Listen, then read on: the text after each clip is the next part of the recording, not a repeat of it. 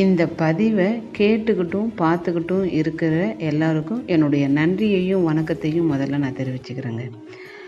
சைவ சமயம் வளர்த்ததில் சமயக்குறவர்கள் 4 பேரை நம்ம மிக முக்கியமாக சொல்லுவோம். அந்த 4 பேர் யார் யாருன்னா திருஞான சம்பந்தர், திருநாவுக்கரசர், சுந்தரர், மாணிக்கவாசகர். இதில் சுந்தரர் பற்றி தாங்க நம்ம பார்க்க போகிறோம். சுந்தரருக்கு வன்தொண்டர், தம்பிரான் தோழர், ஆளாள சுந்தரர் அப்படின்னு நிறைய பேர்கள் உண்டு. சுந்தரம் அப்படின்னாலே அழகுன்னு பேருங்க. அந்த பேருக்கு ஏற்ற மாதிரி சுந்தரர் ரொம்ப அழகாகவே இருப்பார்.